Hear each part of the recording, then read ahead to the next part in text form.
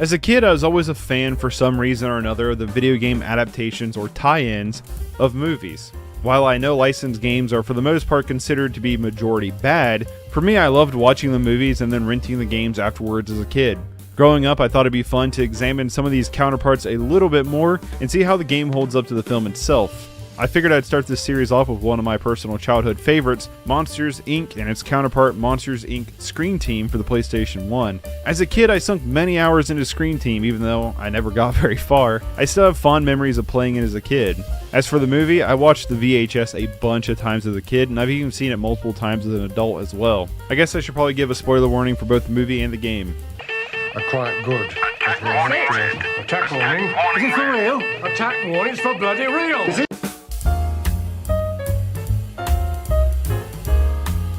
Monsters, Inc. is one of those movies I put as like a gold standard Pixar film. Coming out during the heyday when Pixar was one of the best animation studios, revolutionizing animation with their boundary-pushing 3D animation. And while yes, compared to today's standards, Monsters, Inc. definitely looks a little dated, it's still a classic animated film. The opening of the film is one of my favorites in Pixar's lineup because it presents the entire idea of the film and the world incredibly well. A film about monsters scaring kids to use their screams as the power source for the monster world, playing with that old kind of kid horror trope of a monster being under your bed or a monster in the closet. The scene builds really well, trying to emphasize the terror, but then quickly subverts that when the monster slips and falls onto the jacks. This slipstick move quickly takes any of the scary out of the monster, humanizing them and making them funny for kids in the audience, which will also be foreshadowing for the ending of the film. We then cut to our main characters Sully and Mike, and boy does Sully's fur still look great to this day. All the furry critters in this one actually look pretty great. The duo is the star team of Monsters, Inc. pushing for the scare record, Mike being voiced by Billy Crystal and Sully by John Goodman is casting to a perfection as they fit these characters to a T. On the scare line, doors are brought in, which leads into a child's bedroom. From there, the monsters do their spoopins to fill up scare tanks, which is converted into power. As Sully is pushing for the record, Randall, played amazingly by Steve Buscemi, is close second on the leaderboard, even taking the lead for a second. The monsters are led to believe that kids are toxic and can kill them. When one comes out with a sock on their back, the famous code 2319 is called and the CDA quickly comes in force to clean up the situation.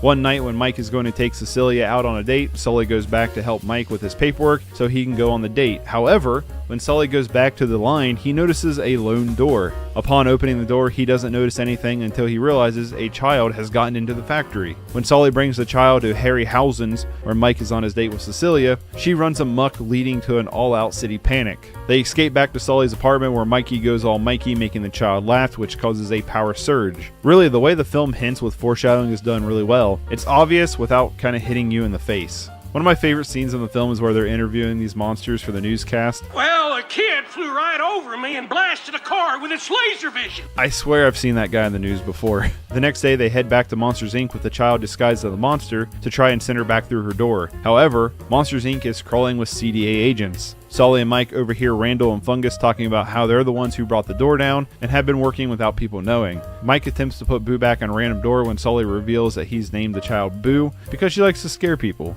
It's kind of this whole idea that kids are afraid of monsters, but in reality the monsters are afraid of the children. Randall finds out that Mike is involved with the child, so Randall threatens Mike for the child. When Mikey attempts to return the child, Sully doesn't trust Randall. To prove his point that it's okay, Mikey goes into Boo's door where he is quickly put into a box by Randall thinking it's Boo. Sully follows Randall to discover Randall and Fungus are building a machine to give everybody plump lips. Sully saves Mike from the What's up? What's up? Welcome to Orzhov Mimic, submitted by Raging Bull. This is a collaboration between Raging Bull and Darius, unknowingly, because the list is Raging Bull's and the sideboard is Darius. They were in the comments talking with each other. They had similar builds, but I took Raging Bull's list with Darius' sideboard because Raging Bull didn't have a sideboard. So here we are with this viewer collaboration of what I'm hoping to be a really fun day. Let's talk about our lands real quick. We have 1 Bojuka Bog, 2 Kybera Crossroads, 4 Obscura Storefront, 2 Plains, 4 Scoured Barrens, and 5 Swamps. There's an argument for Orzhov Baliska or whatever that card is, the bounce land. But I don't know if we want it, just because we're a pretty low to the ground deck. But I also feel like maybe we do want it. So that's something we'll just keep in mind as we move forward. We have 4 Unearth, return target creature card with mana value 3 or less from your graveyard to the battlefield. Everything we have is 3 or less, so it's going to target that. We can also cycle it if need be. We have 4 Recommissions, which does the same thing, except for it also brings it with a +1/+1 counter. And let's just talk about the namesake of the deck, which we'll kind of talk about why we're playing some of the cards we're playing. That is Night Sky Mimic. That's this bad card right here. Let me do something real quick, okay? Hold on. Let me do something real quick. I have an idea. Let me try this.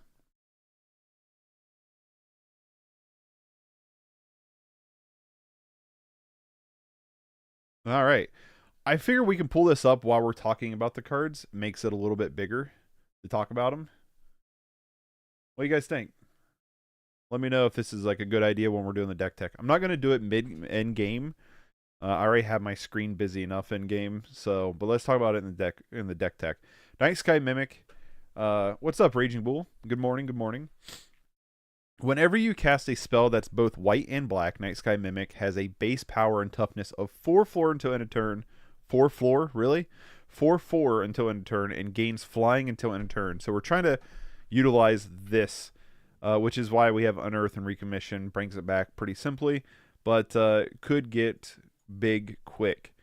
We also have some of our white-black cards we have in the deck is like Edge of Divinity, which is enchant creature. It is a white-black card, enchant creature. As long as the enchant creature is white, it gets +1/+2, and as long as it is black, it gets +2/+1.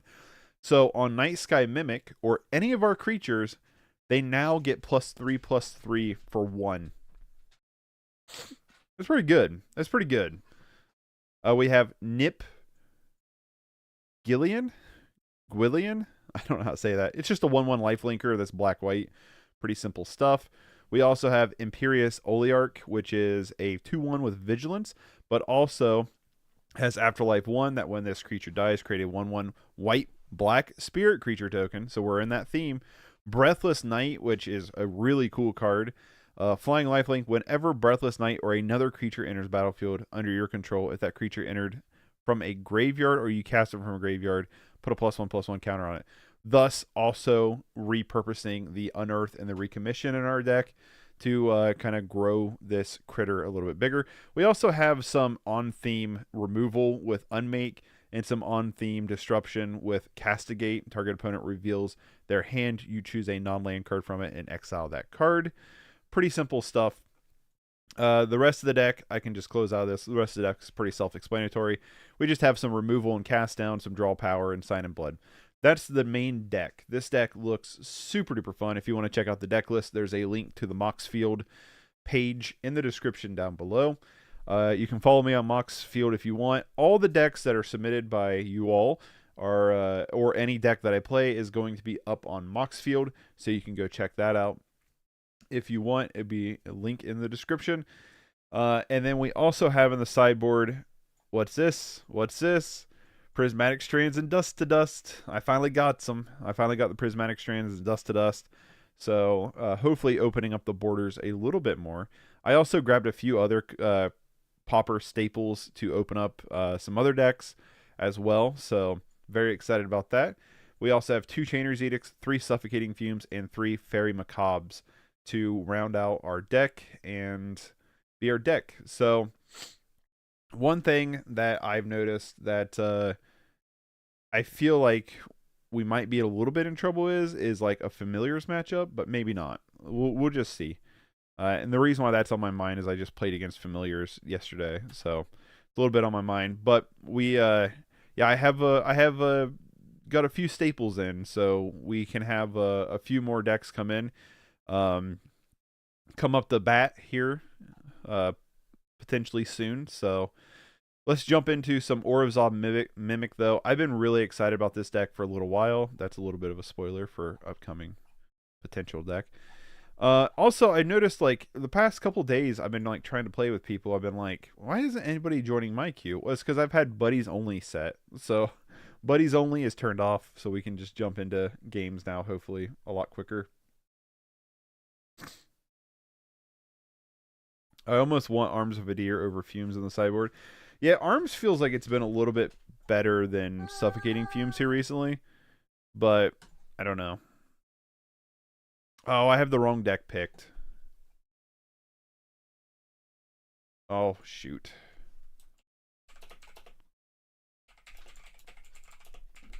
I'll let our opponent know that I grabbed the wrong deck. Dang it.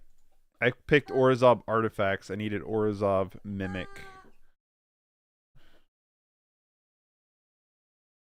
I even have the same deck box. That's my bad.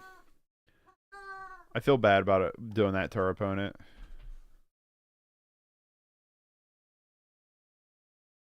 I do feel bad about that. I always hate doing that, having the wrong deck picked. I'm really bad about, because you can look at them over here in the collection, right? Where you can tinker with them. And I have a really like bad time about, oh yeah, I need to change it over here. But that time I just clicked the wrong one because for some dumb reason I have it in the same deck box and everything.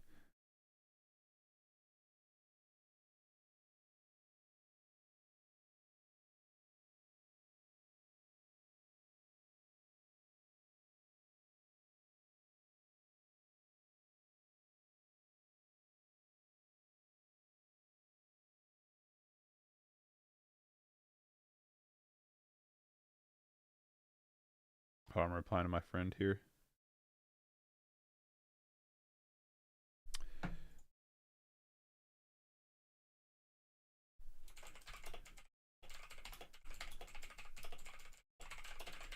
It's the same Spectre, it's the same person. I'm gonna keep this hand.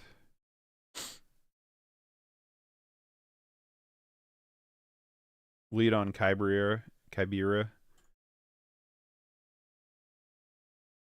Pass. Depending on what they do, we could just castigate next turn or try to get down the Oligarch. I guess it just kind of depends on what they're doing. I thought I hit yield through turn.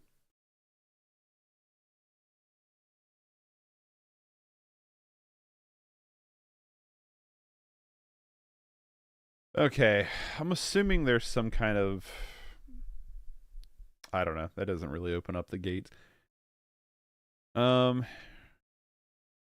guess we could try to strip something from their hand and then go Oligarch and pump it so that way it's a big critter. Yeah, I think I like that play.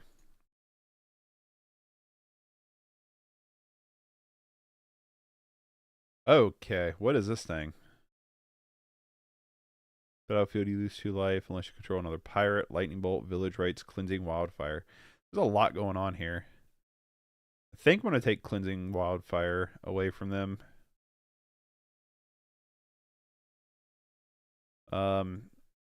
Hopefully, because we know about lightning bolt now, so I'm kind of hoping they just play something here. They're not going to. So I don't want to target Imperious Oligarch with Edge of Divinity. Pirate Wildfire, right? That's why I'm like, what is going on here? I think we could probably fetch out a land here.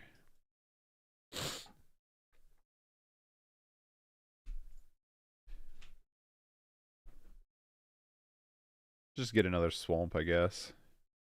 And I'm going to play the Oligarch and pass. If they want to lightning bolt it, then I get a 1/1. Yep, see. Cool. Lightning bolt's gone, we get a 1/1, and then next turn we can play Night Sky Mimic, add on the Edge of Divinity onto it. Is this Pirate Tribal?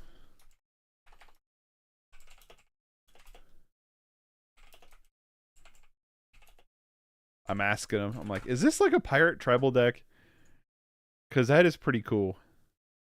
Let's go. You know? Let's go. We know the 4 cards in their hand. Well, we potentially know 3 of the 4 cards in their hand. Let's hope they don't have another Lightning Bolt.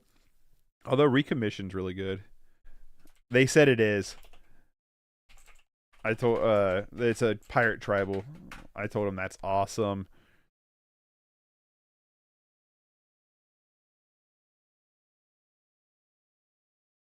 I'm going to play the Night Sky Mimic here. I'm tempted to just throw on the Edge of Divinity onto it, just to have it be bigger.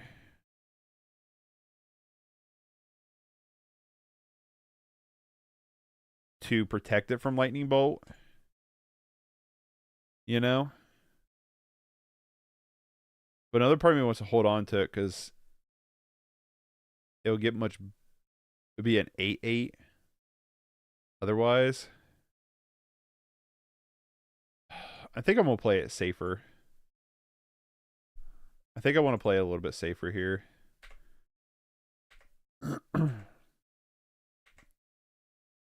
7/7 is what it'd be. I'd rather it be a little bit harder for them to kill with Lightning Bolt than I would to try to punch in for 2 more damage. If that makes sense. There's the 3/3 pirate. Oh, I love our opponent's deck. It's so cool. I don't know how good it is, but it's really cool. You know? It all matters. I love a white-black card. Like that. Right on time.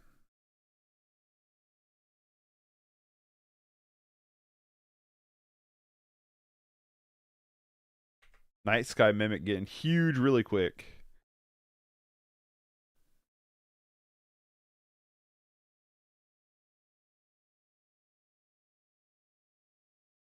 Part of me is like, I don't know if I want to recommission this Imperial Oligarch. I don't think I do. I think I'd rather just hold on to it for if they kill Night Sky Mimic. Village writes away the Grasping Scoundrel. The Scoundrel gets righted away. I wish recommission was instant speed. That'd be so cool. Another Scoundrel, sure. Guarantee they have cast down on this deck. I'd be super surprised if they didn't. Might be what they're looking for. Did they find it? Goblin Trailblazer. Interesting. Okay, they scoop it up.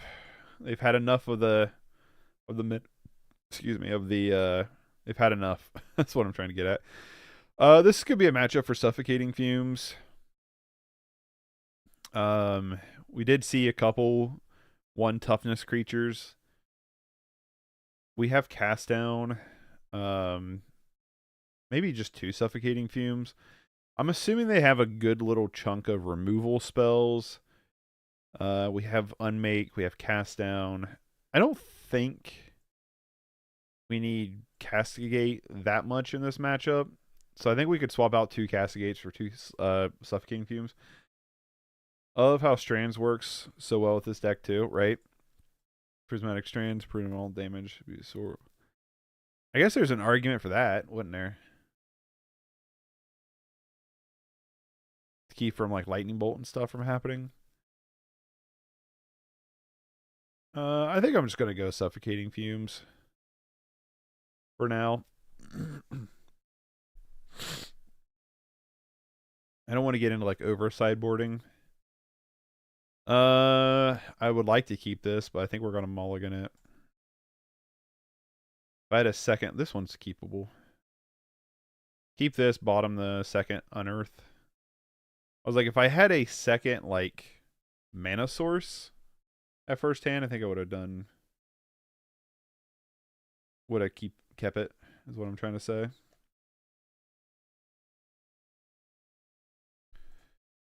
All right, let's lead on the storefront. Fetch up a... Yeah. Lead on the storefront. Fetch up a swamp. Yeah, no need for Strands this matchup. That was more of a side thought. Yeah, I think yeah, I get what you're saying. Get that Swampy Boy and pass. Hopefully we'll get a 3rd land for Breathless Night. There's their Scoundrel. And they kept a 1-lander. I can just play the Gillian, right? Why not?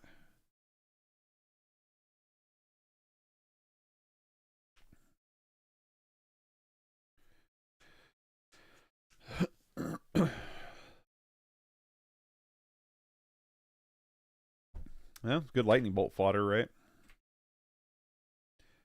We can get a turn 3 land, preferably an untap one. We can play this Breathless Knight, and then turn 4 recommission the Gillian.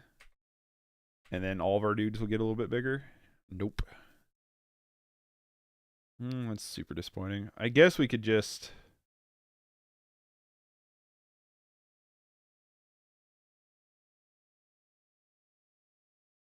let's unearth it.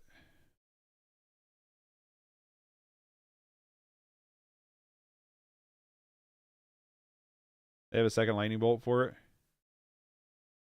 Yep. Definitely played into it, but it's okay. We took 6 points of burn damage away from us. We still have like recommission if we wanted to recommission it. If we can get that third land, the suffocating fumes will get a little bit nicer too. If we get a third land, I'll just suffocating fumes. But hold on now.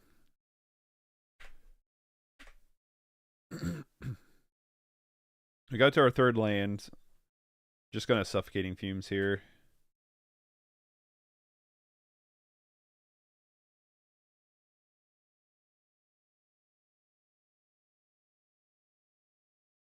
Imagine they have like a village rights probably.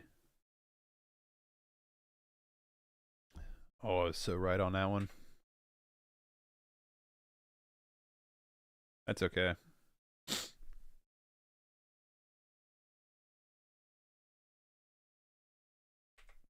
They saw the suffocating fumes coming because there's no reason. I guess they could have got it off village rights though, right? There's like no reason not to. We're down to 3 cards, so I'm hoping that some of that's not removal.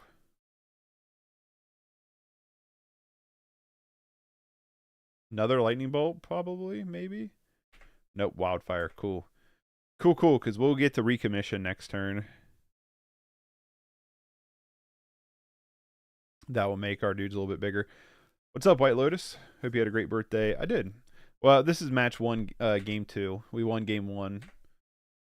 Who would have thought a 7/7 flyer would close out a game super duper quick? And we're playing against this really, really cool pirate tribal deck. Which is just wild. It's just like a wild thing to say out loud. You know? Yep. Now we got a 3/3 flying lifelinker. Pretty good.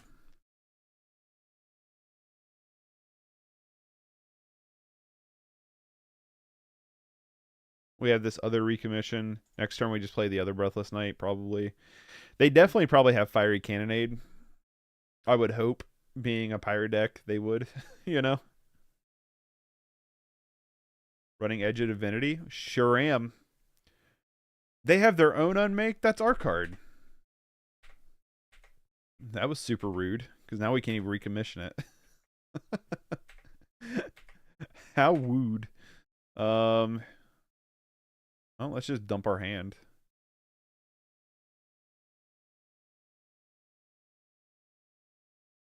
Another Breathless Knight.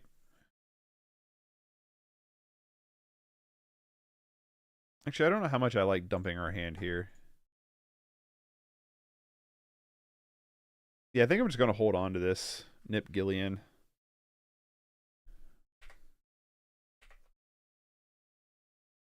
I don't want to play into Fiery Cannonade that much. You know what I mean?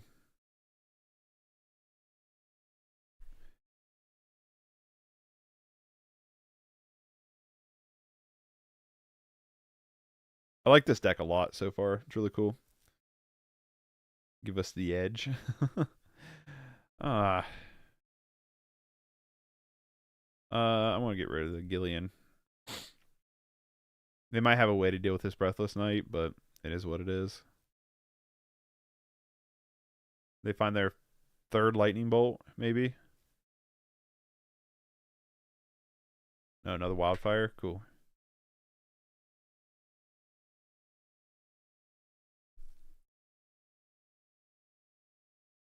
They are building their land base. We need to find a little bit more threats, or I would prefer a piece of removal, because I'd imagine they have like a boarding party. right? Unearth.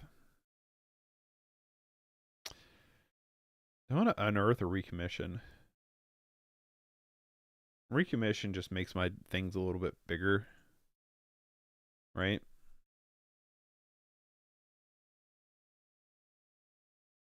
Recommission it once again. Now we're back to where we was 2 turns ago.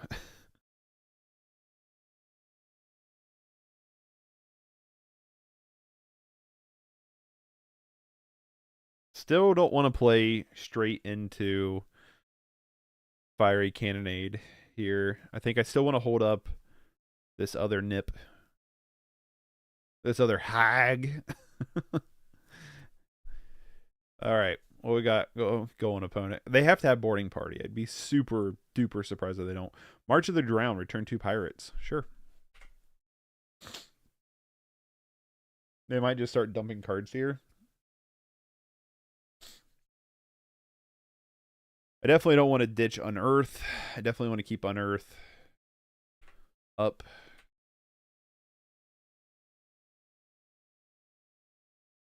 We know what one other card in hand is, which is this Menace Monkey. Okay, so we know what the last card in their hand is then. It's the 2/1 Menace Monkey.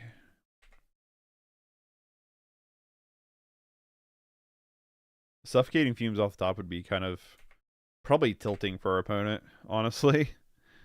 Now we get another land instead. Okay, well. I think I'll just attack with 3 here and pass. Our opponent's virtually in top deck mode because we know what's in their hand. There's the monkey. So they have one mystery card that we don't know what it is yet. They're coming in hot. Yeah, I'm just gonna take it because we have a buttload of life we've been gaining. So I'm just gonna take this shot here. And let's draw something good here. That sounds pretty good.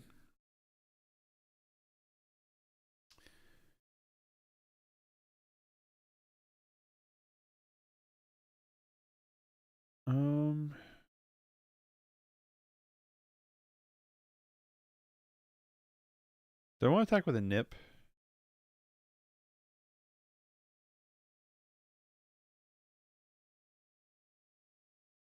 Yeah, I'm going to. And the reason why is if they block here, we get to kill their 2/1, and then we just unearth it. And then our Breathless gets a little bit bigger.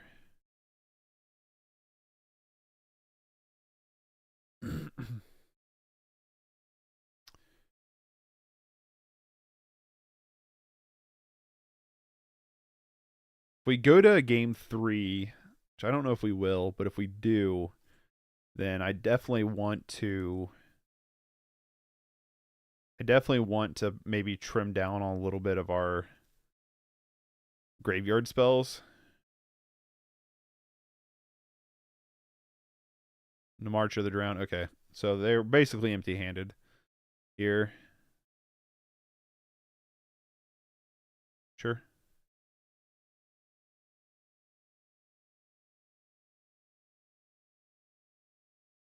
I'm just going to go ahead and cast down the 3/3.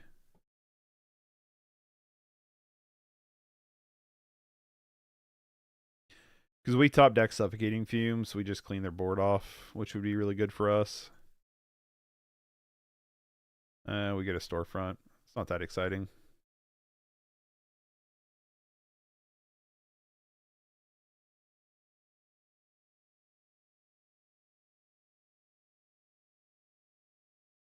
Let's just grab a Plains. Attack you for 4 in the air.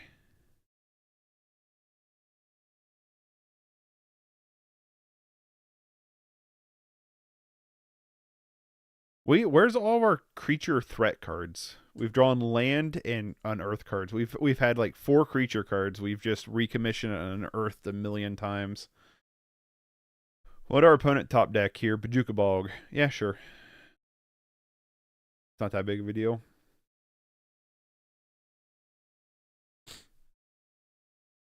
We're going to take a little bit of damage here, but they're dead. They're dead. They have no cast down in the grave. All right. We got there. Orzhov Mimic. Getting the job done, game 1.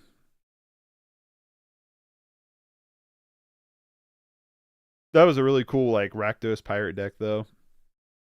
I wonder, like, why Rakdos and not go into, like, Grixis? You know?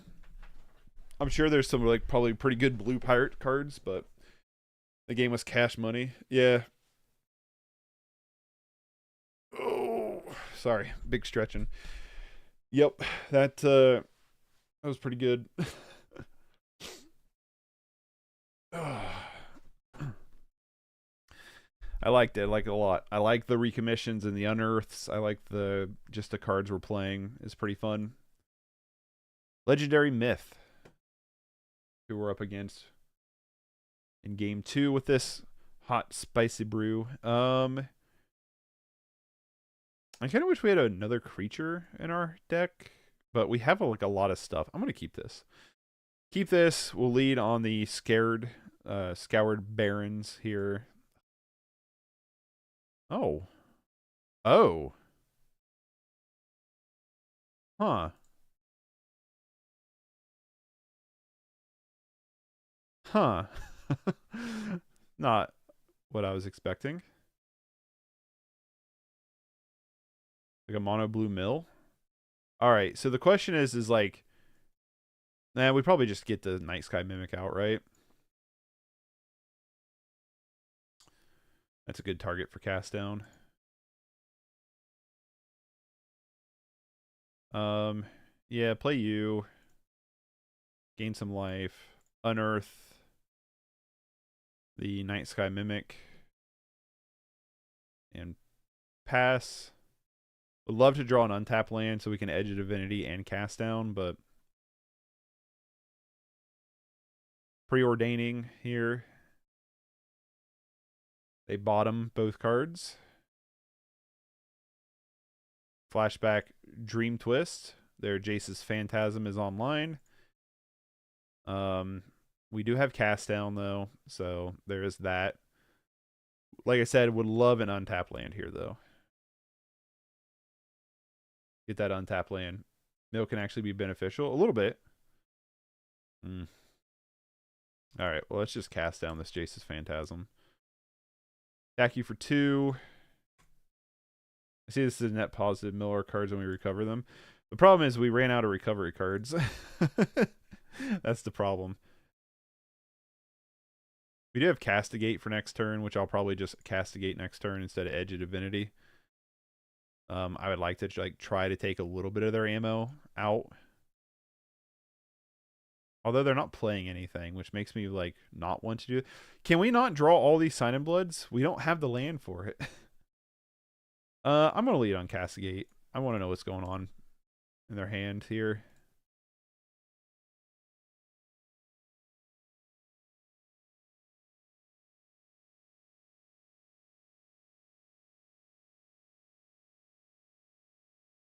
Broke Ambitions. Okay.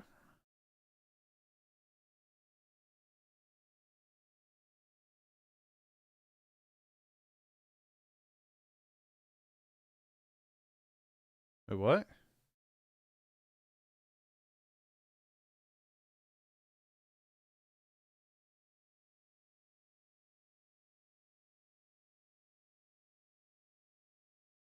I don't know what happened there. I'm a little confused. I don't understand the clash mechanic very well. I'm a little confused on what happened there. That was a little weird.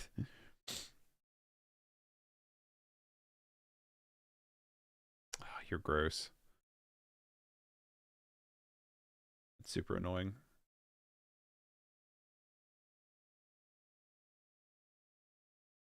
There's the Obscura. Alright. Fetch up a land here. Get a basic swamp. We have one more card we could try to castigate here. I'm kind of a fan of just getting down a creature we can attack with. And then next turn, just sign and blooding.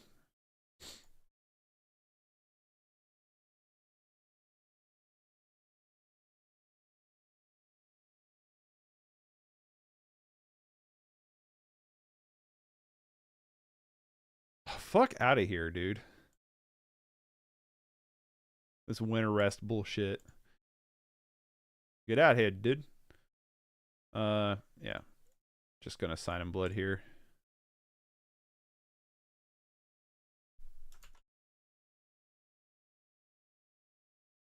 Yield through turn. I wonder if one of a great sword of tier is positive expected value. Actually, that may work in a Mandible Grace Fiend deck. Have been played. Hold on, what? Great sword of tier? Yeah. Images. 3 attacks, put a +1/+1 counter up to, and tap of 1 creature. Huh. Yeah. That could be a card. It feels pretty powerful. Recommission's kind of cool. We have another Night Sky Mimic. Wicked. I'm going to Castigate here.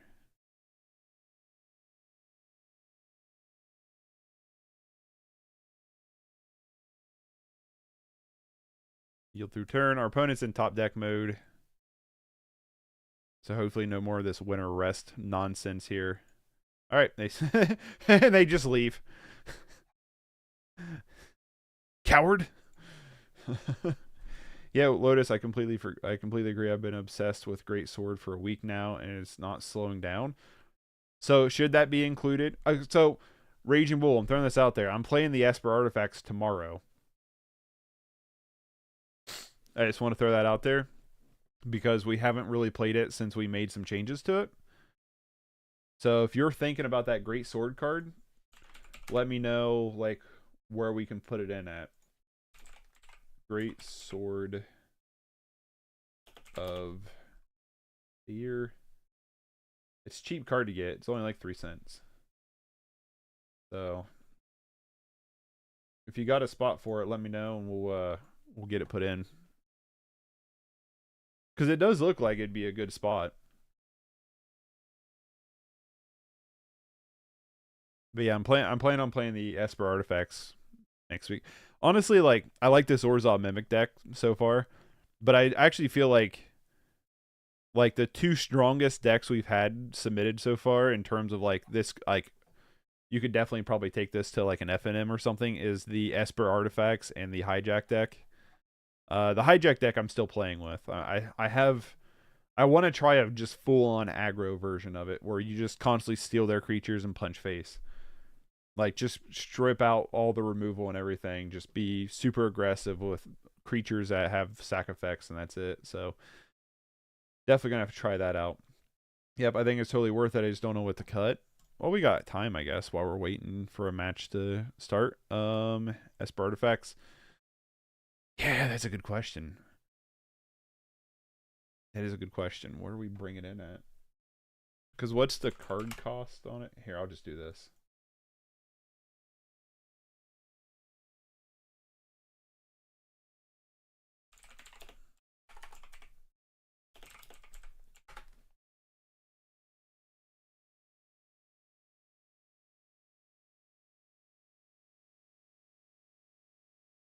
All right. Well, after this match.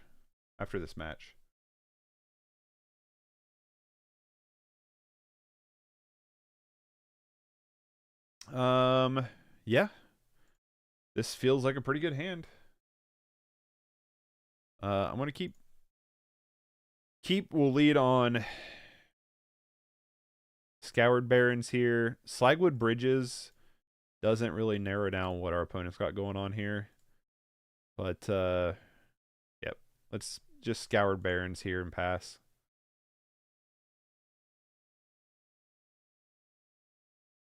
Ours is mine. Okay.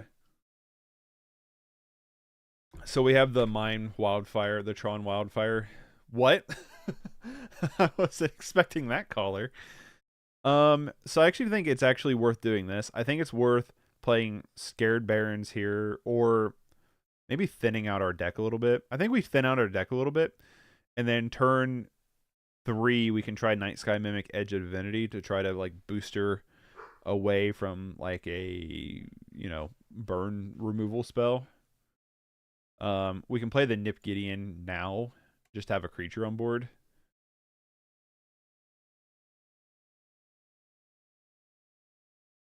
It's 1/1 lifelink hag. And let's fetch up a basic swamp here, just thin our deck out a little bit. Pass.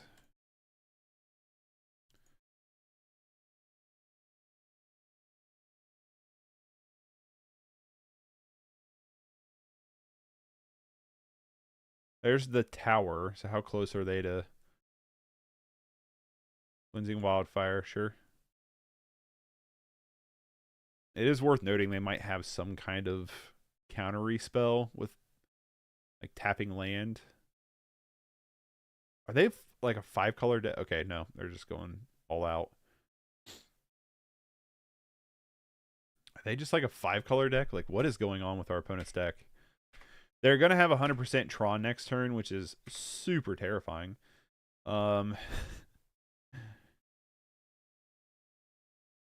We might want to remove removal from Esper to make room for Greatsword. Tapping enemy creatures is similar to removal. That is true.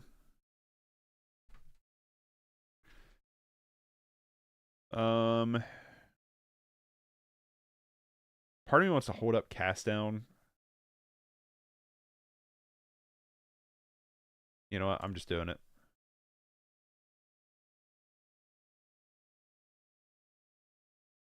Let's just do it.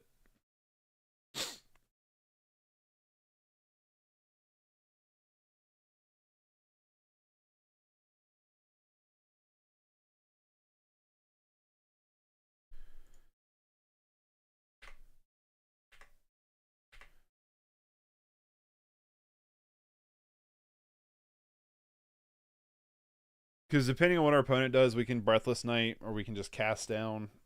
You know, we have some options here.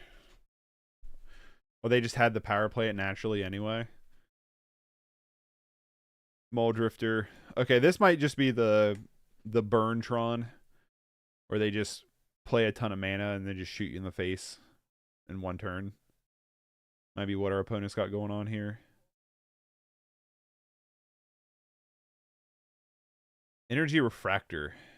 Okay. That's scary. Last time I played Energy Refractor, we just won the game out of nowhere. Let's throw down you.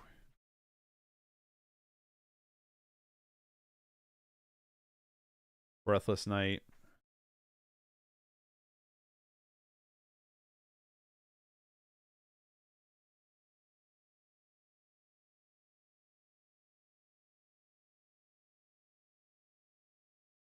So I don't have like a Choking Sands, you know? Attack you for 7. I imagine they chump with Muldrifter. I'd be surprised if they didn't.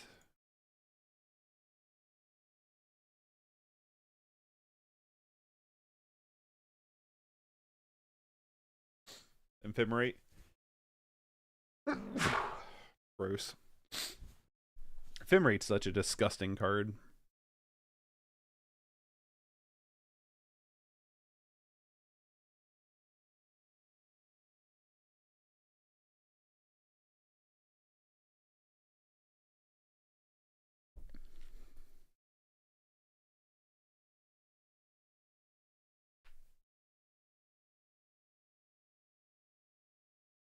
Definitely going to cast down it next turn. A sneeze with perfect ephemerate is disgusting. I'm allergic to it. No, I mowed yesterday and I'm still feeling like I got hit by a semi truck. My allergies have been killing me ever since. I had to mow, and it's like a 2-day recovery period every time I mow, or my allergies are so bad.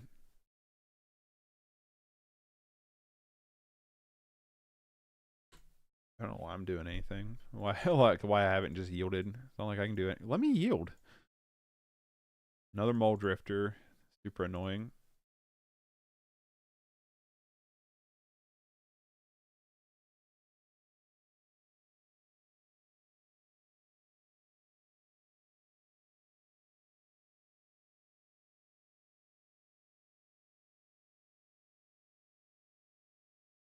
They have to ditch 2 cards.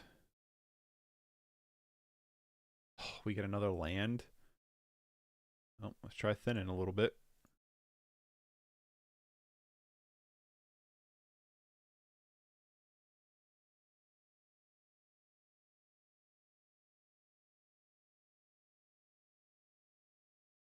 Go attacking.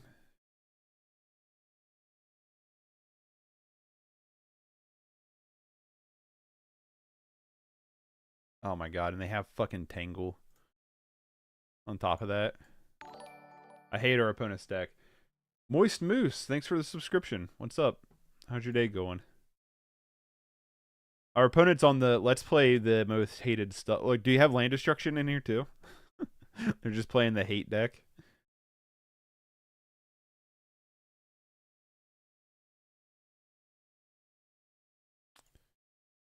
I don't know why this client, like, for whatever reason, doesn't like me yielding through turns.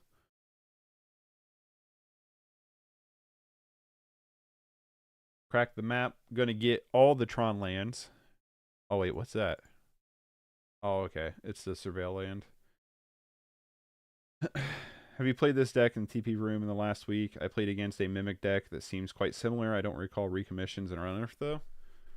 That's cool. That's running around. I don't think Raging Bull plays very much. I think they're mainly focused on like brewing. I know Darius doesn't play much, but sends me a ton of lists. Oh, card. All right, are we just dead here? They just get Tangle, right?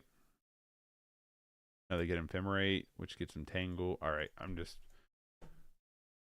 let's go to game 2. Dust to Dust. Yep.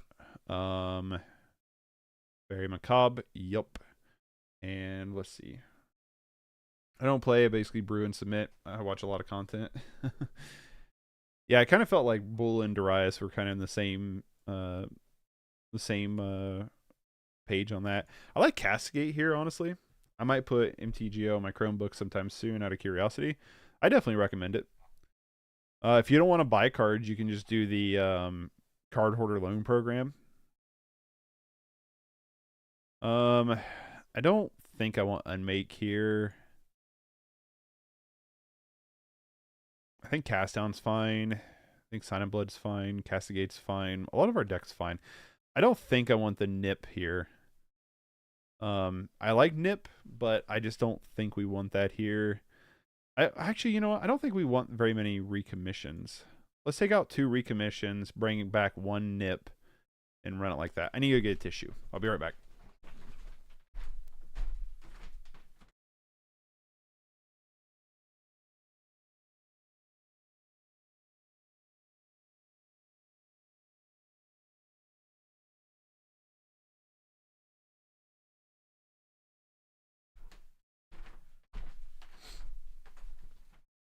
Sorry, my nose started running.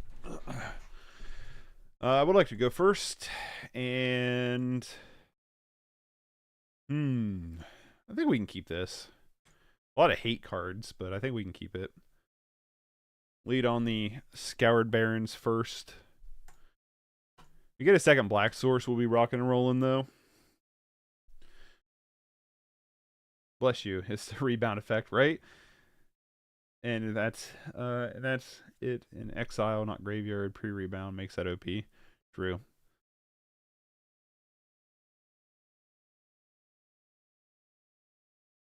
Okay.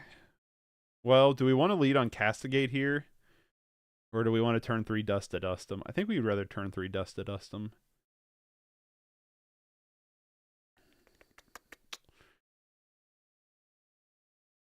Well, let's see what they got going on. Infim is ridiculous. Yeah, Ephemerate is ridiculous. It's a card I feel like should be banned. Okay, so Look at the top 4 cards of your library, put one of them in the hand, the rest on the bottom in any order. Energy refractor or the map. The map. I think we're going to probably take Impulse. It's either Impulse or Energy Refractor. I think it's Impulse. I think we take Impulse from them here. Hope they play another. I doubt they will. I bet you it'd be nice if they play another artifact land. But they could go like tap land, like play expedition map and power plant or whatever. Power plant, expedition map. No, refractor. Okay. Sure. I don't know if we want to dust to dust that, honestly. The energy refractor. I feel like we want to hit their artifact lands. I'm gonna fetch up another black source here.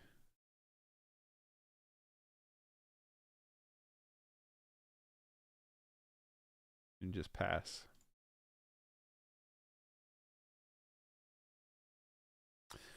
So let's see what they do. They get a tower. Cool.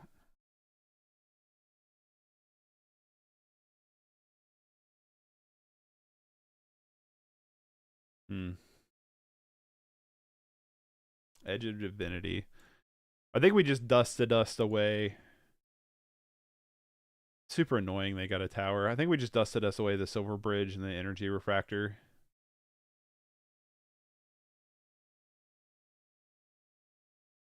Let him crack the expedition map here.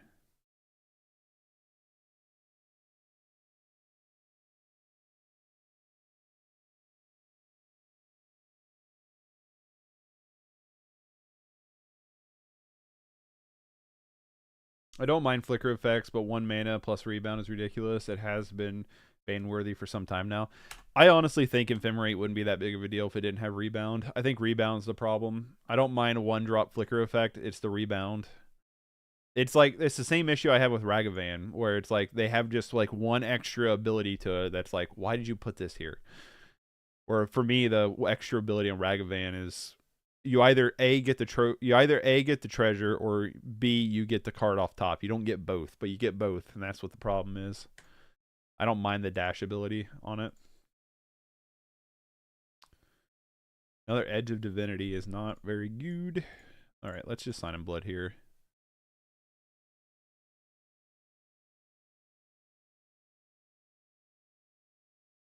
Play the Night Sky Mimic. Pass.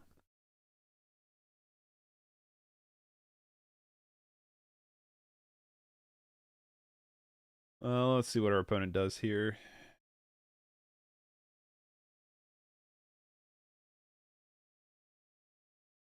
Probably just castigate him next turn. If I can. They play the Mine. They have the Tron. Do they have the Mole Drifter? Probably. Yep, they do. Of course they do. Why don't they? Why wouldn't they? Hope they didn't get an energy refractor here. Did they really? Yep. Well, dust to dust off the top would be pretty awesome. But we're going to kill this Mole Drifter. I'm probably just going to kill the Mole Drifter and castigate next turn.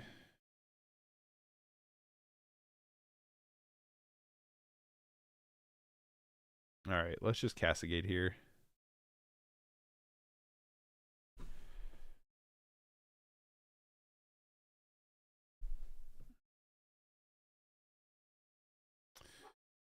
Wildfire, Lightning Bolt, Pulse of Marassa. I think we take the Pulse of Marassa here. Lightning Bolt's not that big of a deal. They have another tower, which is super upsetty spaghetti.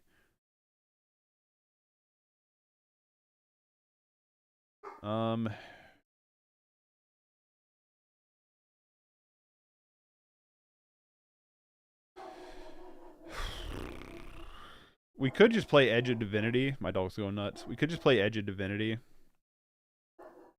to save this Night Sky Mimic. Is what we could do.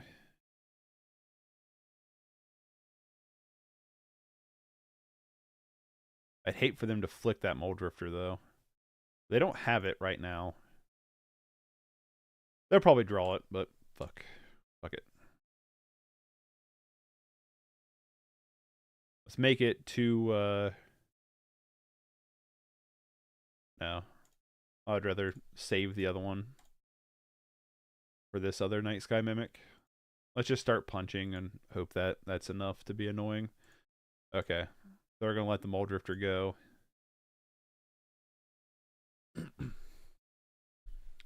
Dust to Dust still wouldn't be a bad draw. They are going to Wildfire, sure.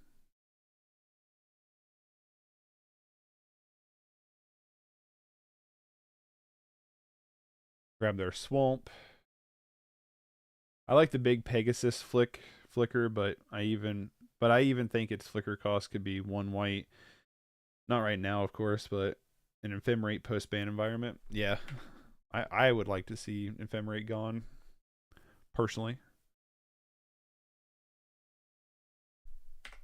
So their draw for turn was Expedition Map.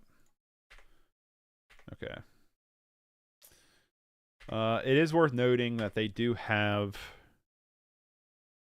another... They have a Lightning Bolt in hand. So let's just play Night Sky Mimic and see what happens here.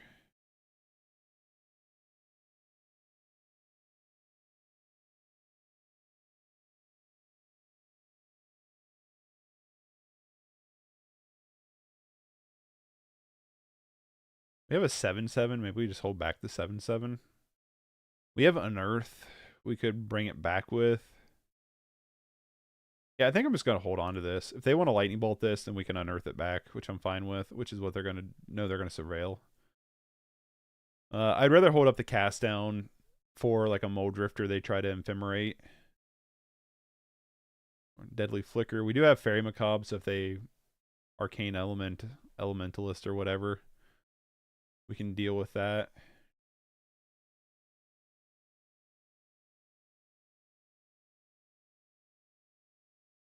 I'm just hoping they don't have a way to clean up our board here, pretty much, is what I'm hoping for.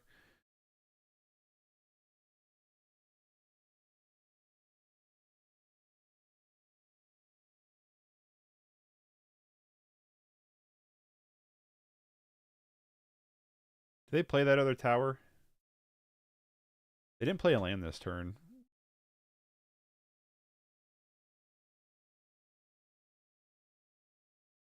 Right?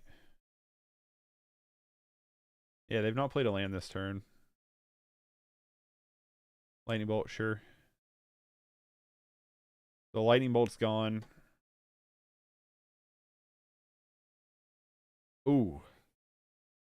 I think I still like my plan here, which is to Unearth this Night Sky Mimic. Edge of Divinity it.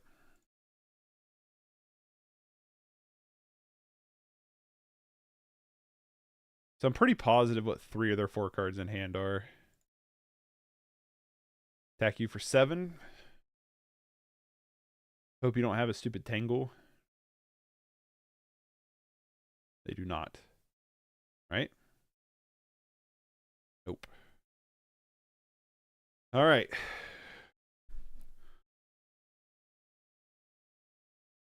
Crack their map. They get another Urza's Tower.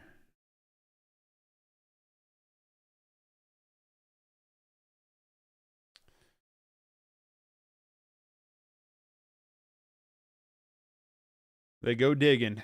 They're at the dig site. Digging up holes. Dig it. You got to go dig them holes. Target player draws 3 cards, then discards 2 cards, unless they discard a land. Sure. The problem is, I don't think we beat them on the play. I wish we had like some kind of land destruction, like or contaminated grounds or something.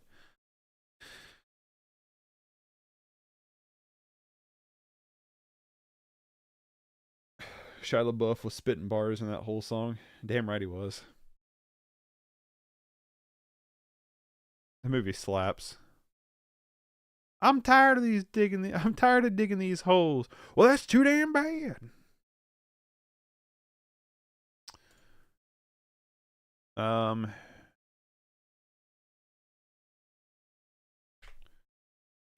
just gonna keep pressure up in case they can do something to like gain life or tangle. I want to have like cards that keep pressure up. And because of that, I'm only gonna attack with one. I'm only gonna attack with one just because of tangle.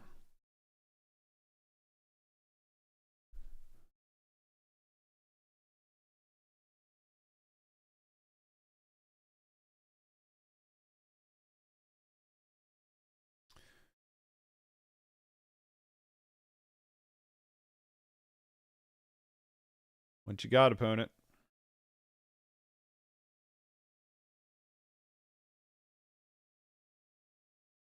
I got something. Mystical Teaching. Search your library for a card, reveal it, put it into your hand, and then shuffle. Oh, you're lame.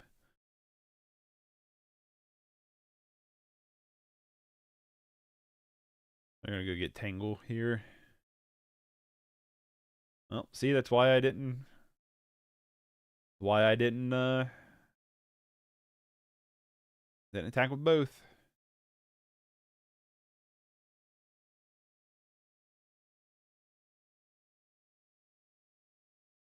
We do have the Fairy Macabre if they play one of the let's get cards out of the graveyard cards.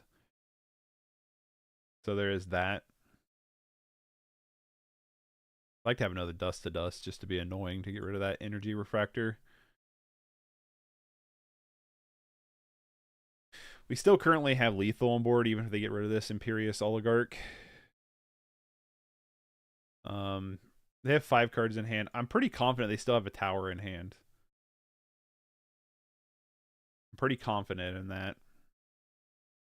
Why Tangle over Moment's Peace? Am I missing something there? I don't know.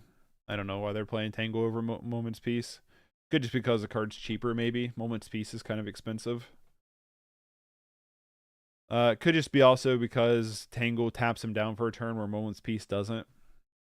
So you get the tap down effect rather than the double turn. That'd be my only guess. I'm not 100% sure.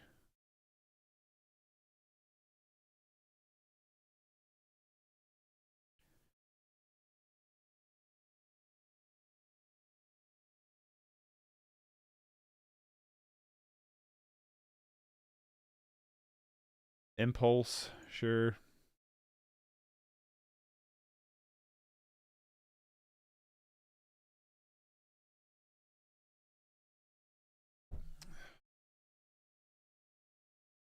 They get another Tangle. That'd be super annoying.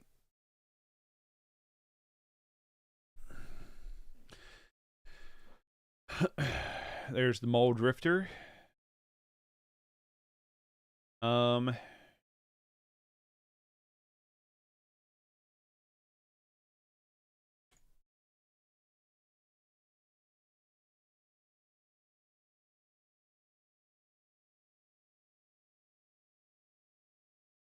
I'm hoping they go to hit it with Ephemerate.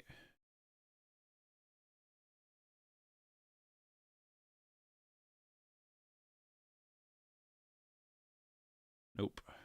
All right.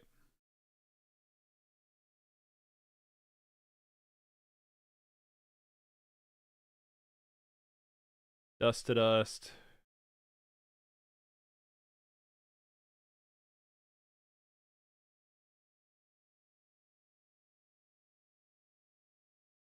That was a pretty good draw. Hopefully that's enough for them to scoop it up. I still feel like they have an Urza's Tower in hand. I could be very wrong on that, though.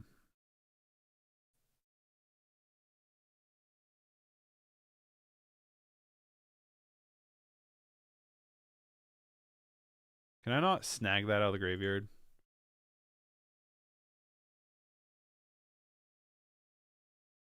Probably going to go get Tangle here.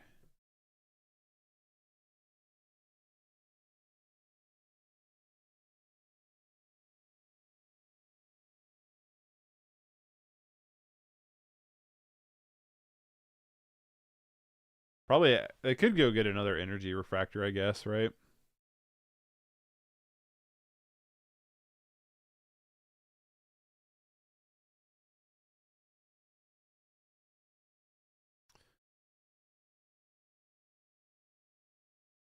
I'm just curious to see what they do here.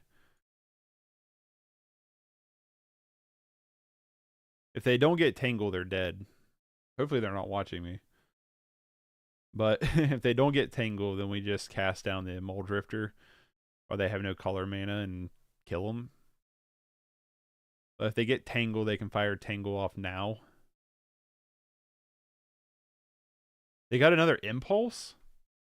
That's wild.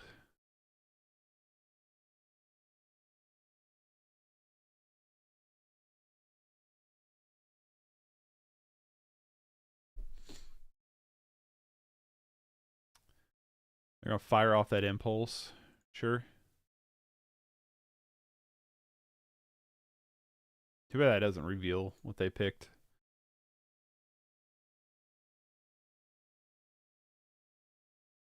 Alright, now you're dead.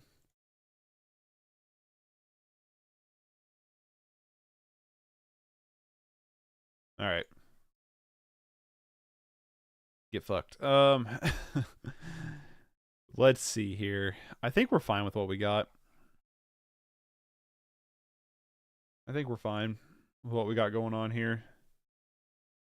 There's an argument for bringing back in the Nip Gideons just to, like, try to be punchier. You know, try to be a little bit more under their feet. Be a little bit more of an aggro build, but maybe that's what we should have done on the play against them.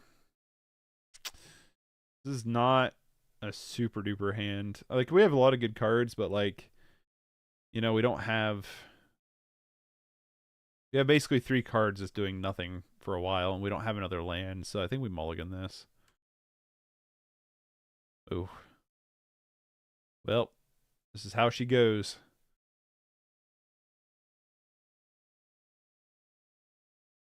Go to 5 with me. Although their 5 can probably bounce back a lot better than ours. They did mulligan to 5. Alright, I'm just going to keep this. Keep this. Bottom unearth. Bottom.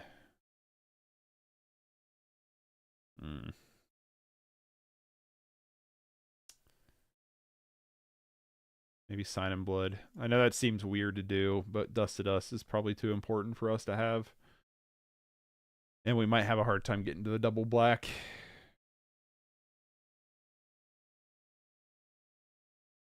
They went to 4. Go to 3. Keep going.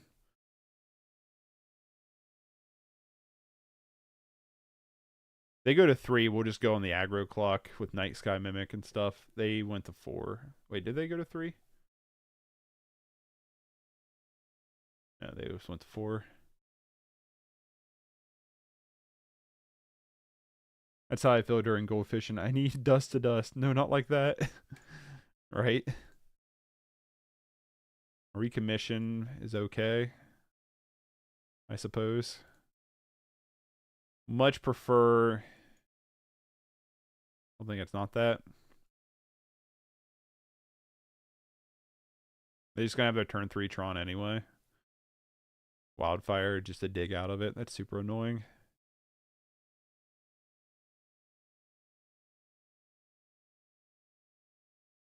Hey, that's pretty good.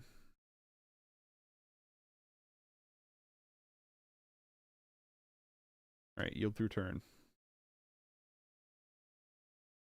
Maybe we can Dust to Dust them for something here.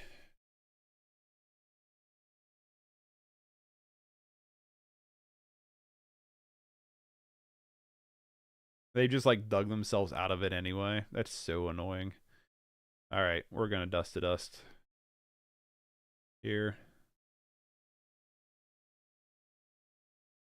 Especially before they can crack that map. They probably just have turn 3 Tron anyway, which is super annoying. Hopefully not. I hope that messes them up big time. No turn 3 Tron, but they do have cards. Night Sky Mimic. Just to be safe, I'm going to throw on the Edge of Divinity.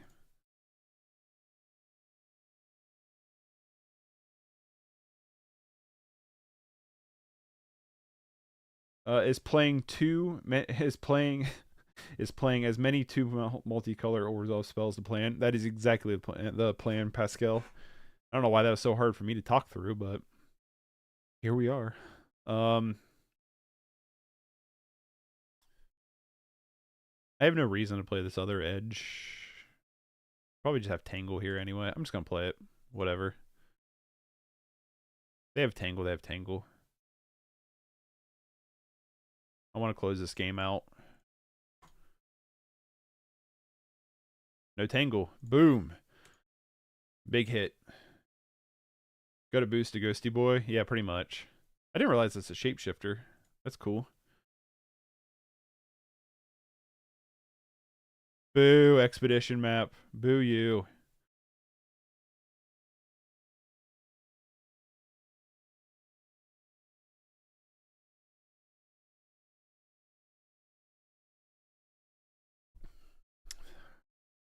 Let's top deck a multicolor spell and just try to close the game out as quick as possible.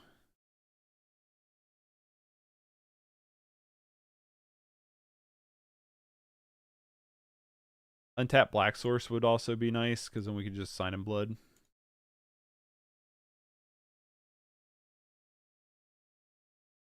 Not an untap. Black Source, unfortunately. Will be for next turn. Gonna try to keep punching here.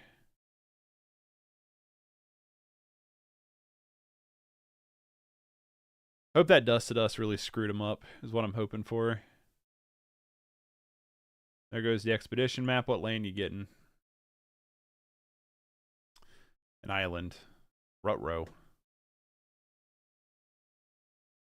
We have lethal? No, we were 1 short from lethal.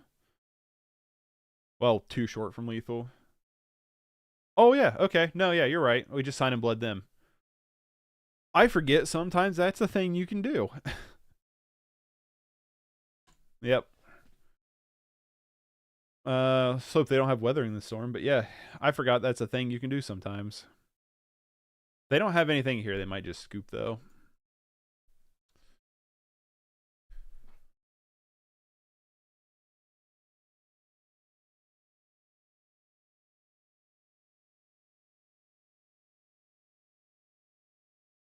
We could just try to attack them next turn if they don't play a creature or do something this turn, just to see what happens. But yeah, we could just sign and blood them.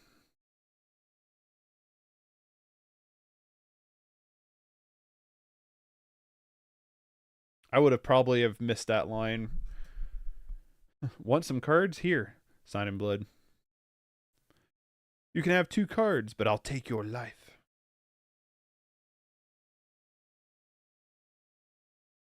What is this card? This thing's wild looking.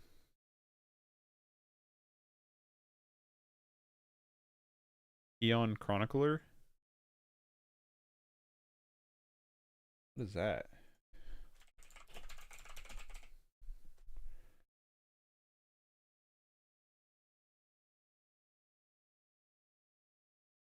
It's this thing. Toughness. Power and toughness are equal to the number of cards in your hand. Suspend. Suspend can't be 0.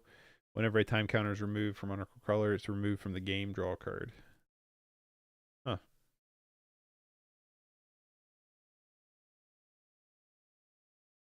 Alright. They're tapped down.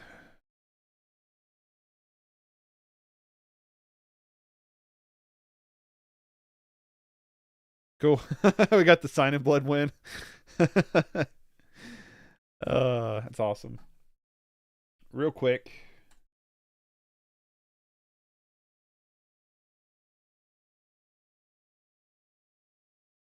All right, cool. Waiting on Card Hoarder real quick. Dude, 3-0, let's go. Am I? Are we? Are we 3-0 with it right now? Well, the first game, they just, like, raged out, right? The mill deck. The mill deck just kind of, like, raged out, right? But the Tron deck is, like, a real legit deck. And the pirate deck was really cool. I'm just waiting on Card Hoarder real quick before we bounce into probably the last game for today. It's a win in my book. Yeah, true. I mean, if they rage out, yeah. I agree. Well, we don't know if they raged out. We're assuming they did, but they lose the first game and then just like, I'm out of here. It's pretty feels ragey outy, you know? Just waiting on Card Hoarder real quick. Let's look. What do we want to try to trim out for 2 cast down, 1 greatsword, probably? So you're thinking about cutting down 2 cast downs? Or are you thinking about 2 cast down, 1 greatsword? So you thinking about doing a 2 cast down and just add in 1 greatsword? Okay. We can try that. I got them coming. That's what I'm waiting on from Card Hoarder.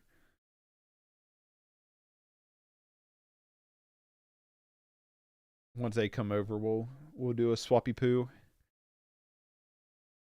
Yeah, tomorrow though we're running this. Like, I feel like Fridays for a little while now is going to be probably bouncing back between Esper artifacts and the hijack deck until we kind of get like a nice sweet spot for them, because I really like these 2 decks a lot. All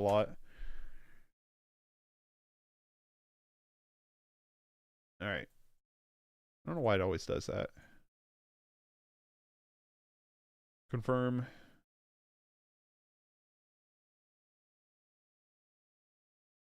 All right. Great sword. Not swords. Great sword. Whenever equipped creature attacks, put a +1/+1 counter on it and tap up to 1 target creature defending player controls. Equip a 1. So, alright. We'll try that. 1 great sword may be enough. It could be. I have... Oop. We're almost going to find out. Alright, let's try to get one more game in with this Orzhov Mimic deck before I gotta go. Really liking it so far. I like this deck quite a bit. We'll talk about the thoughts after this matchup. I would like to go first.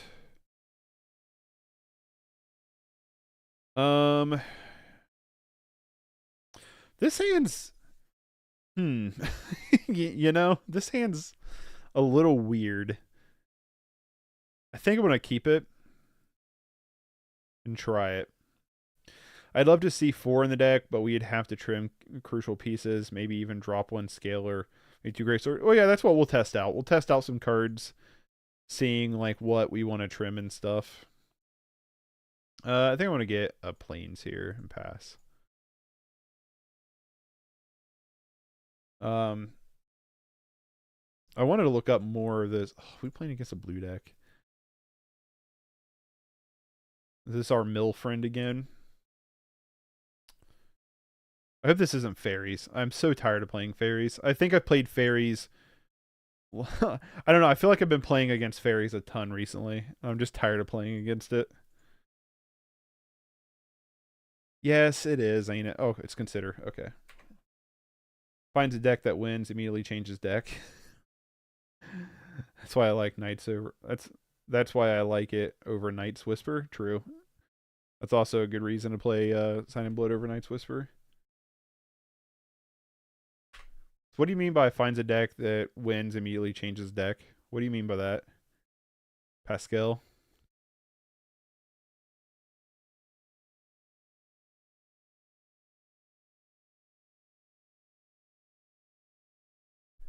Brainstorm. Oh, no, we're waiting on them. They have cast down. This is probably Terror, maybe.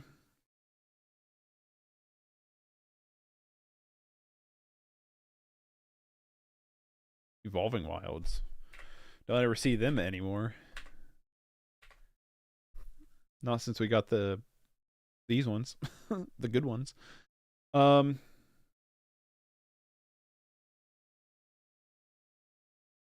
Let's fetch up a second black source here. And Let's play the other one and then throw on the Edge of Divinity on the one we can attack with. Oh, I thought you were switching to Rakdos, Hijack, or Esper Artifacts after these 3 wins, but you're still playing.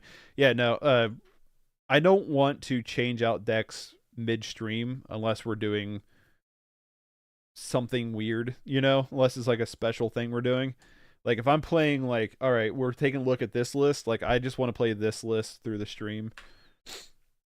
What I was saying is on Fridays, because I like the Esper Artifacts deck a lot and I like the Hijack deck a lot, I want to keep working with them until we can kind of get them tip-top shape.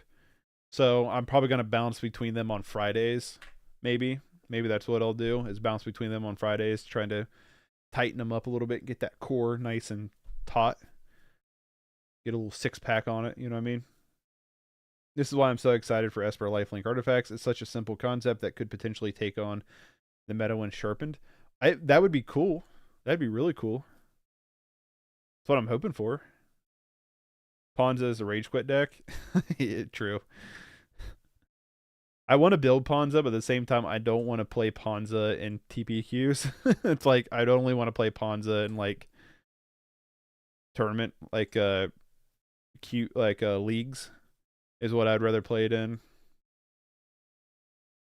Back from the dead, back at it again.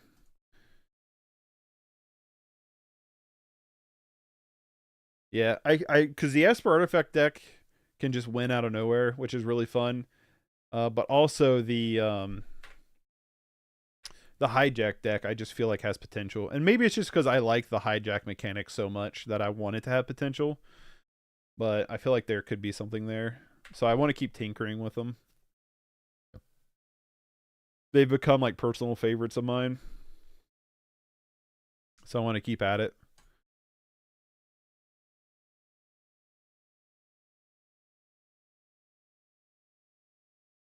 We'd have the unmake for the big critter, but we don't have Ward 3 yet.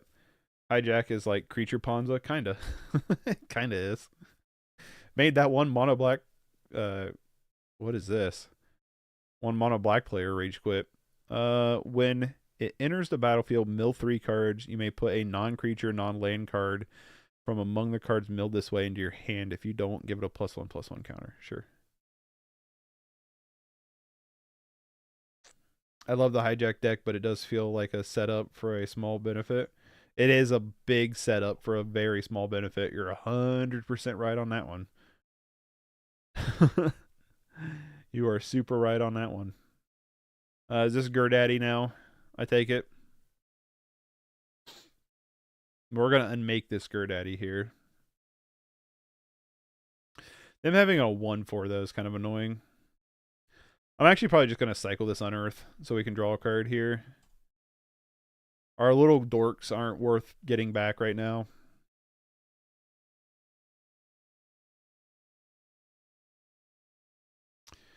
Not a lot of good there. Alright, that was a little bit better. Alright, sack this. Get a swamp.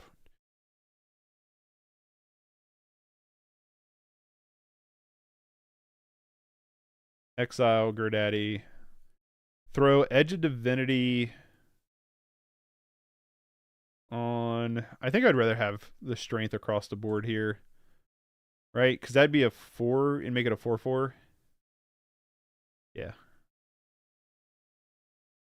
Alright. Attack you. Get in with the dorks. They're going to choose to block that way.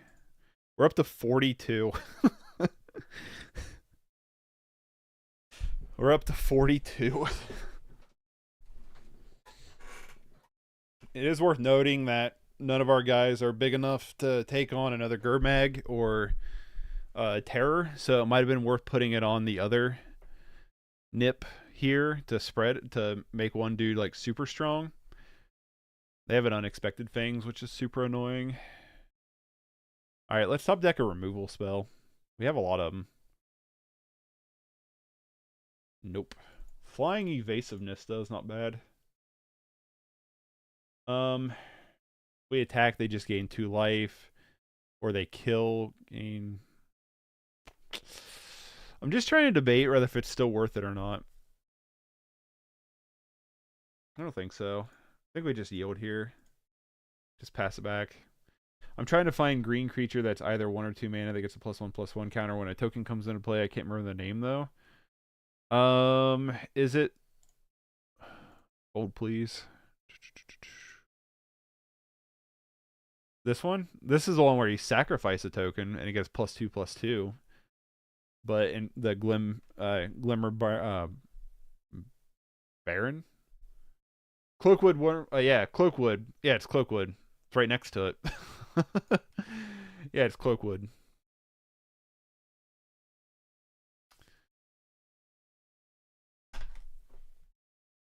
We play the knight. Oh my god. Yeah, yeah. Yeah, the Breathless Knight's in here. Deep analysis, draw 2 cards with flashback. Do they get Terror now? God damn it. Terror's super annoying. We do have flying though. This doesn't have reach. We draw another land though. Boo.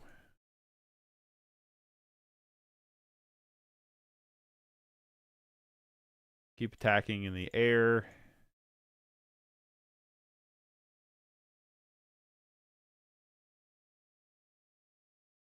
What colors was that pirate deck? I want to see if I can find it. It was Rakdos. If that's it, works great with Thrabian, Deadly Dispute, Blood Fountain, Bridal Boar. Yep, yes it does. I ran a Golgari Aristocrats deck that ran that, and it was pretty sweet. It's been a while since I played it, but it was really cool. No, they bone shards their own terror. That's interesting. Because they have another terror. Makes sense. All right, we're starting to get to a spot here where I don't think we're going to win. I'm fairly confident we don't win here. That seems like a weird choice here.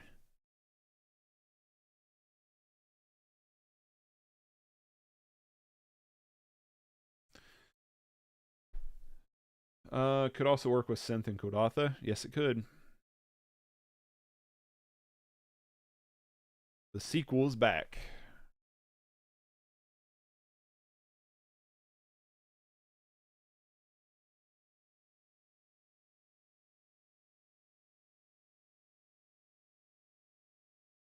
Deep analysis. I was like, what do they play there? Yeah, we're kind of in a bad spot, though. I'll have to work on that when I get home tomorrow. Yeah, definitely. Jund Swarmkeeper. That'd be cool. What's up, Mimico? In comes in 1 terror, for obvious reasons. No blocks.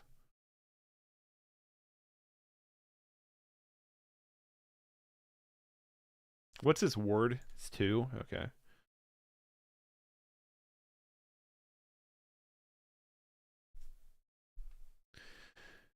Oh, don't have a kill spell. Gosh darn it.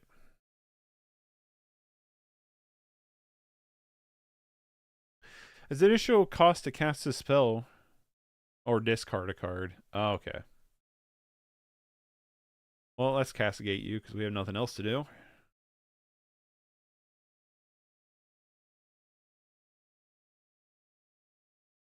Sure. Yep, now we're in a bad spot.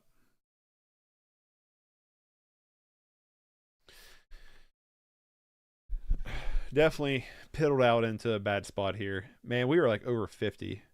You know, that's going to be a little upsetty spaghetti if we can't get there. Being close to 50. We've not drawn very well, though.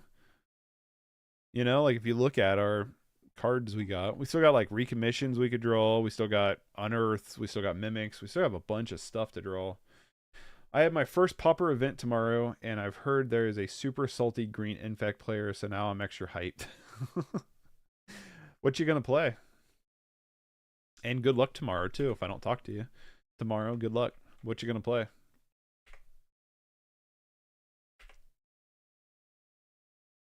Gosh dang it. Gosh darn it. Our opponent over here being a silly Billy. Rakdos sack, nice. Good choice, good choice. You know what? Right back at you, opponent. How about that?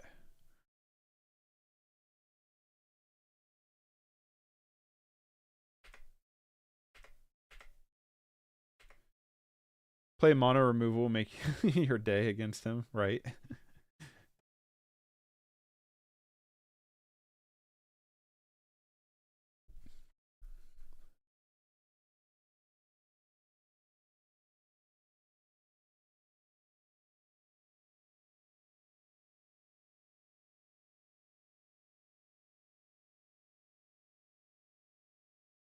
Hey, what are you doing, opponent? Flashback crawl from the cellar.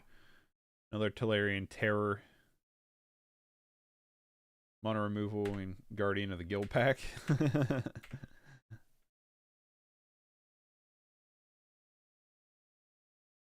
Well, let's attempt it. Recommission. Hey, it's back. It's back, baby. Does it trigger off itself? Okay, yeah. Dude, heck yeah. Come on, no removal spell.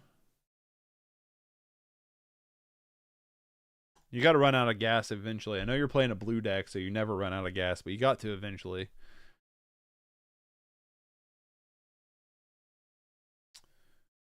Another brainstorm. They're really digging for it. So I think in this matchup, we bring in the Chainer's Edicts and the Fairy Macabres.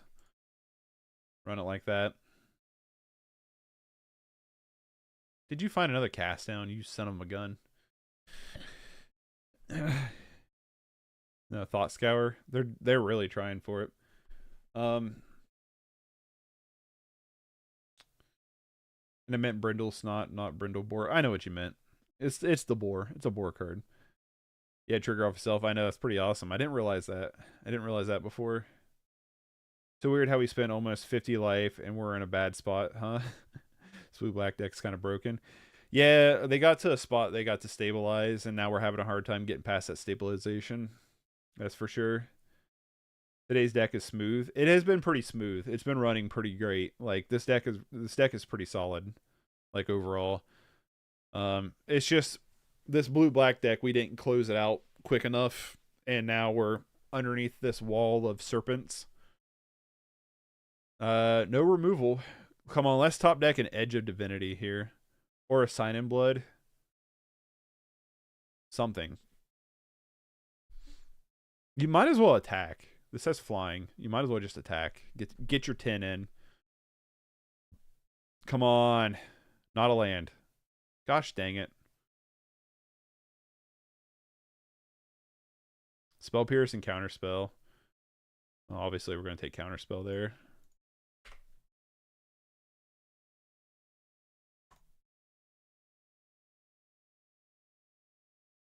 Do we have anything we can do from the graveyard? No. We don't. Come on. Whiff. Whiff. Whiff. Whiff. Whiff. Whiff. Oh, did you seriously top deck cast down? Gosh. Dang it, man. Alright. We're dead here. We're not going to win. Even if we get another creature, we can't attack fast enough. Oh, that's so annoying. What a top deck. I've been trying to think. So I think I found a pirate deck or something similar. Nice. I've been trying to tinker with Mirror Retriever and Mirror Servitor strategies to max out Breakfast Night. We could draw Sign in Blood, but we did not. Oh, you're saying like I scooped before drawing. You're right. I did. I didn't think about that. You're right. You're 100% right. My bad. 100% my bad. Everything in our deck feels pretty good for them. I think we're going to swap out the unmakes here for Chainer Edicts. I think is what we're going to do. And then the Fairy Macabres. Let's go down 1 Unearth, 1 Recommission. I know they have a lot of removal, which I guess is probably worth keeping them in. Dang, this is hard to sideboard for. We'll maybe post a pirate here or some other place. Yeah, you can post here. Just links don't work, so you need to like have the copy and paste the deck itself. Only moderators apparently can post links in YouTube. So I like the Imperious. They're definitely going to bring in like 1/1s. I think we can. Let's trim out a Nip here, and let's trim out a This is hard. You're right, though. I shouldn't have scooped. I should have kept 1 Castigate. And this is hard. It's a hard deck to sideboard for.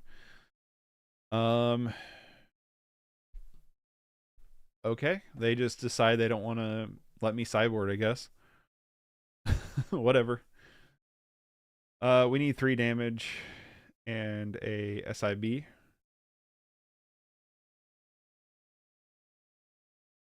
don't know what you mean by SIB.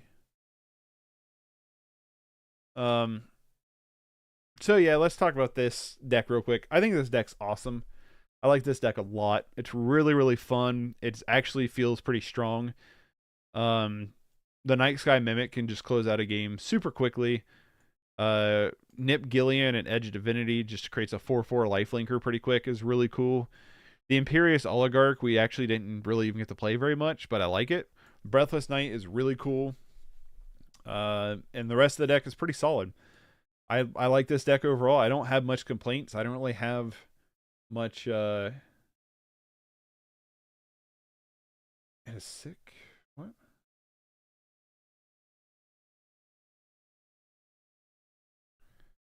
Not sure what you mean by that. I'm a little confused, White Lotus. We need 3 damage and a sick or SIB. Anyway.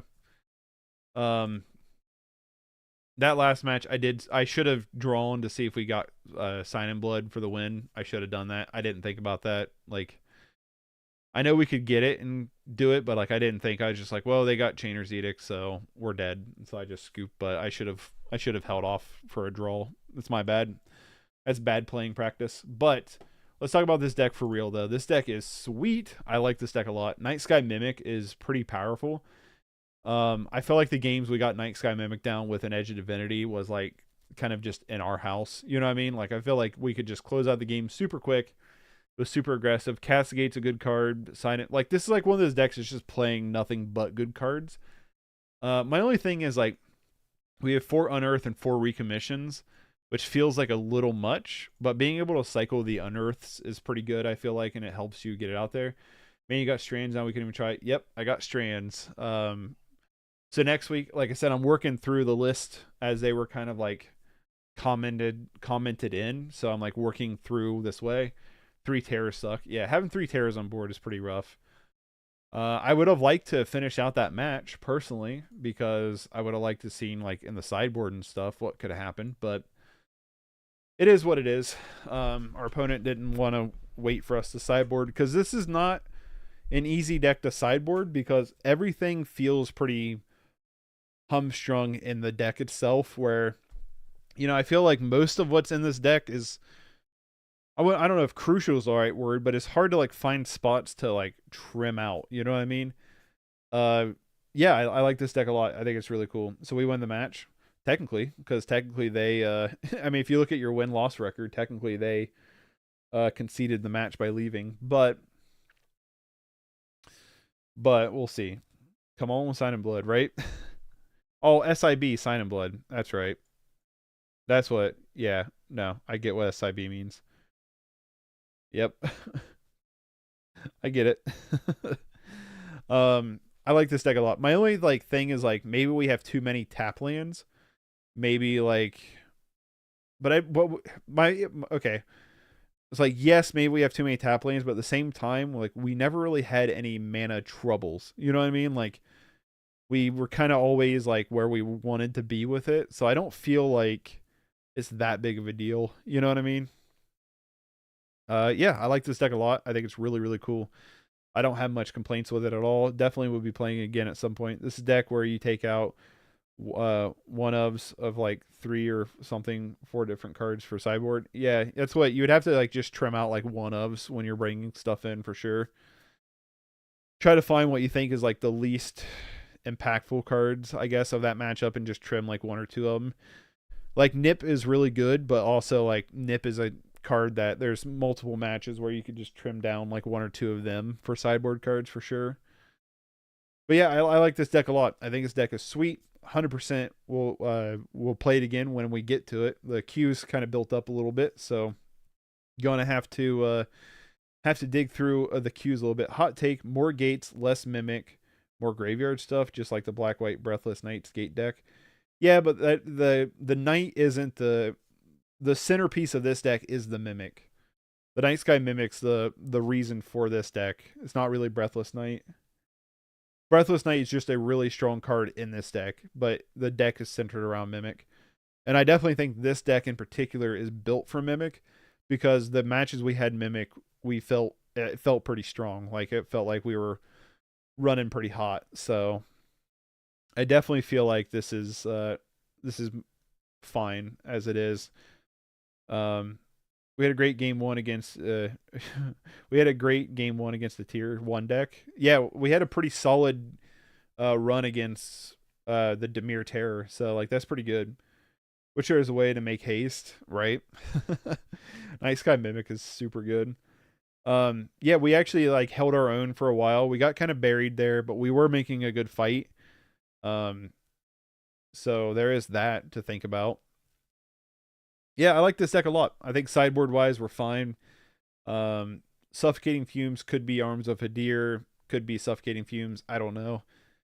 But everything else seemed pretty fine with the sideboard. Dust to Dust was pretty strong against Tron. Prismatic Strands never really came up. So there's definitely it's definitely a pretty solid deck. I got a bit of a queue built up right now, but when we come back to it, hopefully sometime soonish, because this deck was super cool. I really enjoyed it. Thank you, Raging Bull, for the submission of this list. Darius, thank you for the sideboard for this list. Pretty solid. Really enjoyed it. Tomorrow we're going to take another look at one of our pet decks. Raging Bull, I guess you'll get 2 days in a row here, but with Esper artifacts, Esper lifelink artifacts, Esper artifact lifelink, whatever you want to call it. Orzhov has some great sideboard cards. They have some of the best sideboard cards, I feel like. Oh, there's Dust to Dust on the side. I can't see it. Oh, yeah, my fat head in chat is there. Hold on. I'll pull out the sideboard so people can see it. Where am I at here? So that's the sideboard. 3 Prismatic Strands, 4 Dust to Dust, 3 Chainer's Edicts, 2 Chainer's Edicts, 3 Suffocating Fumes, and 3 Fairy Macabres is what our sideboard is. But tomorrow, we're going to jump back to Esper lifelink artifacts. We have some new... We had some new tinkers with it from the last time we played it. We also have some additions to this deck as well. I wanted to look something up real quick.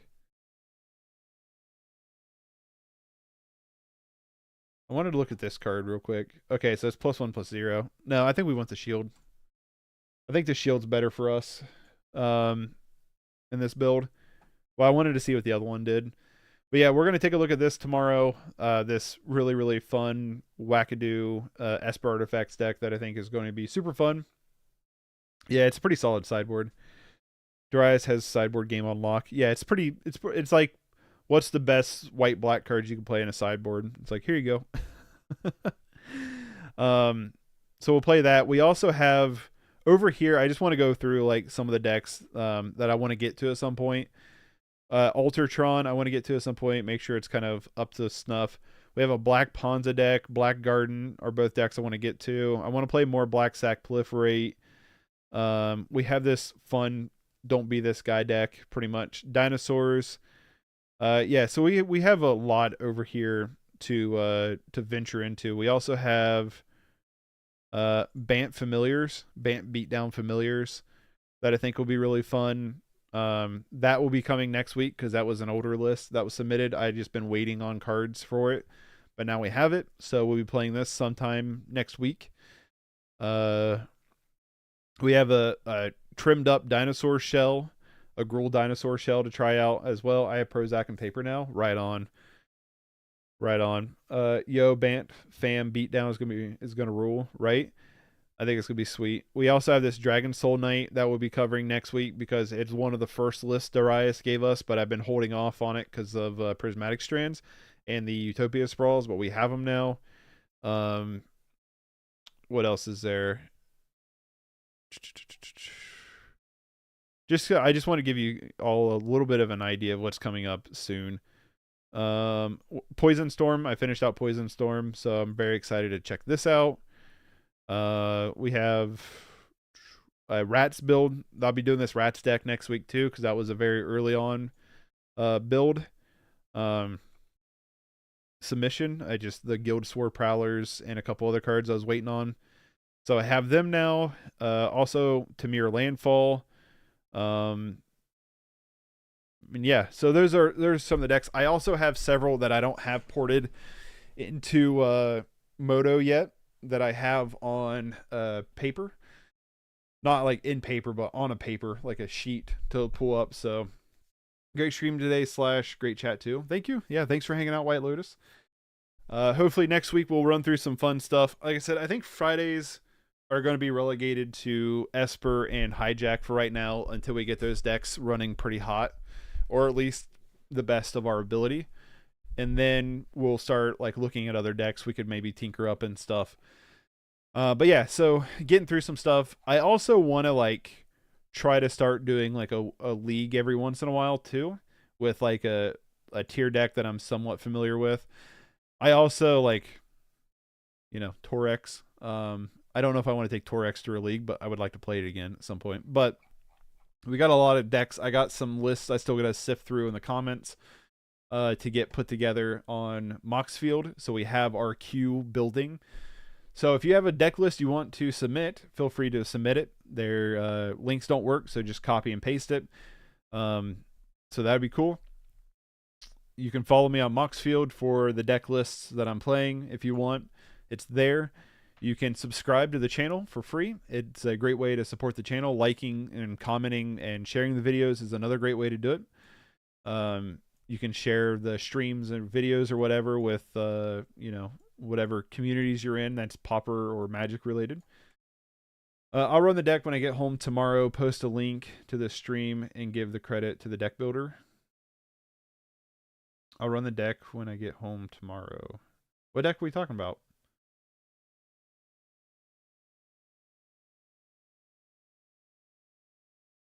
But yeah, thank you for posting a link to the stream. Every deck that is submitted to me by a user on my Moxfield, in the description of the Moxfield deck, credits who submitted the list. Just so we know too, if you want to look at my list over here. So for an example, this Orzhov Mimic, you see right here, submitted by Raging Bull, sideboard by Darius. I'm going to be doing that with every list that I have over here on Moxfield, just so you know. If you're interested in that, it's there. If you want to support the channel even further, consider becoming a member. $1 gets you some stuff, but the $1 tier is going to change. I want to create this weekend a Discord server and add that to the $1 tier.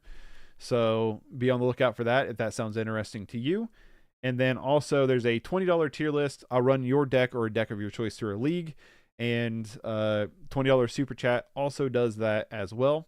So that's all I got for you for today. Tomorrow we'll jump back with Esper Lifelink artifacts. I'm very excited about some of the changes and see how it does. And thanks for hanging out. And I will hopefully catch you all tomorrow.